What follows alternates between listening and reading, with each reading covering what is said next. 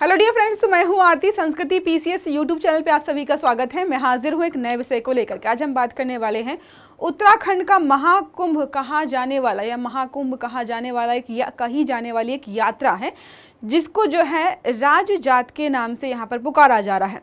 पहली बात तो यहाँ पर इसके नाम पर भी विवाद हो रहा है इस बार कि इसका राज जात यात्रा नाम नहीं था, इसका नाम महायात्रा था।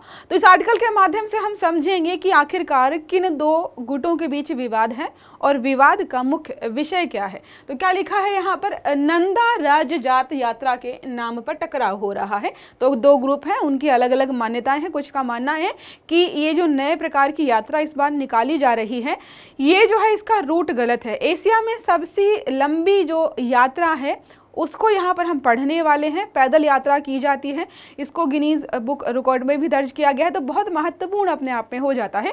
क्लास को आगे बढ़ाएंगे, पहले मैं बता देती हूँ कि यूपी का लेखपाल का बैच हमने स्टार्ट किया है। स्टार्टिंग के जो भी 100 स्टूडेंट्स यहाँ पर एडमिशन लेंगे उनको 999 में ये बैच मिल जाएगा। पूरा सिलेबस कवर कराया जा रहा है। 15 जनवरी से सुबह 10:30 बजे ये बैच शुरू होने वाला है। नए पैटर्न के अनुसार सारा सिलेबस होगा, प्रैक्टिस टेस्ट होंगे, साथ में यहाँ पे डाउट क्लियरेंस भी किया जाएगा। 250 प्लस घंटों की क्लासेस है और पीडीएफ नोट्स भी दिए जाएंगे। बहुत अच्छी वैकेंसीज हैं।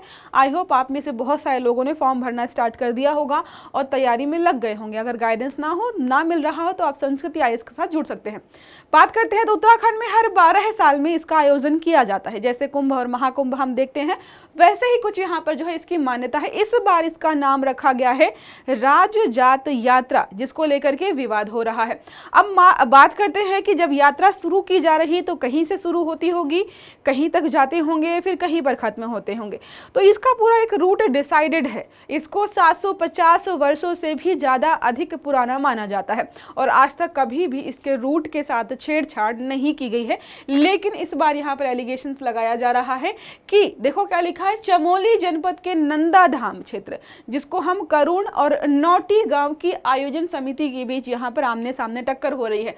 अब बात यहाँ पर यह है कि कुरुड़ क्षेत्र जो है ये बोल रहा है कि जो इन्होंने नौटी गांव के लोगों ने आयोजन किया है, जो उसका रूट बताया है, उसमें तो हमारा नाम ही नहीं है। जबकि अगर पुराना इतिहास आप उठाकर देखेंगे तो आपको पता चलेगा कि यात्रा की शुरुआत यहीं से होती थी। तो यह जो यात्रा है, धार्मिक यात्रा है, बहुत महत्वपूर्ण है। हर 12 साल में आयोजित की जाती है।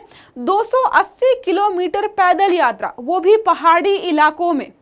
तो विश्व की सबसे लंबी पैदल यात्रा है। इसको जो है बहुत महत्वपूर्ण माना जाता है। ऐसा मानते हैं कि जो देवी नंदा हैं उनको हम जो है मायके से, जिसको हम कैलाश या जो है होमकुंड समझते हैं, तो मायके से ससुराल इनका क्या है, कैलाश और होमकुंड। कैलाश पर्वत में रहती थी ना, तो यहाँ पर कैलाश पर्वत भेजा जाता है। अब यात्रा में रूपकुंड, शैल समुद्र, ग्लेशियर, बाढ़ गांव हो गया, होमकुंड, ये सारे जो है रास्ते में आपको दिखाई देते हैं। साथ में जब ये यात्रा आयोजित की जाती है तो एक 4 सींग वाला जो भेड़ है, जिसको हम चौसिंग खाड़ू के नाम से जानते हैं, ये सबसे आगे चल रहा होता है और एशिया की सबसे लंबी धार्मिक यात्राओं में इसको गिना जाता है। अब विवाद का मुख्य विषय, तो आप ये जो इमेज देख रहे हो, ये यहाँ पर क्या है, रूट बताता है कि श्री नंदा देवी जी मंदिर कुरुड़ से जो है चल करके यहाँ पर जाएगी, फिर यहाँ पर जो है विश्राम करेंगे। परखेत में विश्राम करने के बाद फिर परखेम से जो है जाखड़ी होते हुए चमतौली जाएंगे। तो अब हम देख रहे हैं कि ये जो लिखावट है ये काफी पुरानी है और यहाँ पर स्टार्टिंग पॉइंट क्या है, कुरुड़ है। लेकिन देखो, कुरुड़ समिति का 1988 का यात्रा कार्यक्रम है, स्टार्टिंग का पॉइंट यहाँ पर कुरुड़ दिखाया गया है। लेकिन विवाद का पॉइंट क्या है, जो नया यात्रा ये जो क्रम तरीके से बताया गया है, जो लोगों को वहां पर क्या है 2026 में शुरू हो रहा है। इसमें यात्रा को नौटी से शुरू और नौटी में समाप्ति दिखाया, मतलब इन्होंने पूरा रूट ही बदल दिया है। इसी को लेकर के विवाद हो रहा है। 5 जनवरी 1987 के एक अखबार की कटिंग आप यहाँ पर देख सकते हो। राज जात का मूल यहाँ पर जो है बताया गया कि कहाँ से कैसे शुरू होगी। ये बहुत पुराना जो है आर्टिकल है जो कि छपा हुआ था और उसी की कटिंग यहाँ पर लगाई गई है। उत्तर प्रदेश सरकार पर भी कुछ एलिगेशन यहाँ पर लगाए गए हैं। हुआ ये कि सरकार ने बड़ी मात्रा में धन देना शुरू किया। यहाँ के लोगों का कहना है कि सरकार से हम जो है पैसे नहीं लेना चाहते हैं और हम जो है लोकल लोग ही खुद ही इसको जो है स्पॉन्सर करेंगे। ये अपने आप थोड़ा ठीक भी लगता है, गलत भी लगता है। अब हम बात करते हैं नंदा धाम कुरुण पक्ष के तर्क, जो पुराना वाला पक्ष है जहाँ से यात्रा हमेशा से होती है। उसका कहना है कि कुरुण स्थिर मंदिर जो है यहाँ पर नंदा देवी के प्राचीन सिद्ध पीठ बताया जाता है। इसकी स्थापना 750 वर्ष पहले हुई थी और इसको हम बड़ी यात्रा के नाम से जानते थे। 1988 के यात्रा कार्यक्रम और पुराने अखबारों में कुरुण को प्रारंभिक स्थल के रूप में दिखाया भी गया है। नाम को लेकर विवाद हमने समझ लिया। राज जात जो है यहाँ पर जो नाम रखा गया है, तो कई लोगों का मानना है कि उस समय जो राजा थे उनको किसी प्रकार का श्राप मान लीजिए या कुछ अनहोनी उनके घर पे हुई, जिसकी वजह से किसी व्यक्ति ने बताया था कि आप जाओ पैदल यात्रा करो या यात्रा में सम्मिलित हो जाओ और वहाँ पर मंदिर में रहना और उसी के आधार पर जो भी चीज़ें हैं वो करेंगे, यात्रा करेंगे, पूरी करेंगे तो ठीक हो जाएगा। उसके कुछ समय बाद बड़ी यात्रा का नाम जो है कुछ लोगों ने राजजात यात्रा कर दिया, क्योंकि राजा वहाँ पर सम्मिलित हुआ था। राजा की भूमिका पर सवाल यहाँ पर उठाया जा रहा है कि राजा की वजह से यात्रा नहीं होती थी, राजा के पहले भी यात्रा हो रही थी, राजा बस एक बार वहां पर जो है यात्रा में सम्मिलित हुआ था। तो यहाँ पर राजा को ज्यादा तवज्जो नहीं देना चाहिए। सरकारी हस्तक्षेप का भी आरोप लगाया गया है। 2000 के बाद बोला जा रहा है कि सरकार बजट और मानदेय से नौटी गांव का प्रभाव यहाँ पर बढ़ गया है, इससे लोक परंपरा प्रभावित हो रही है। तो बोल रहे हैं मत दो, सरकारी पैसा हमें चाहिए ही नहीं। अब बात करते हैं जो पद्मश्री से नवाजी गई बसंती बिष्ट है, उनका भी यहाँ पर कहना है कि यह यात्रा द्वापर युग से चली आ रही है।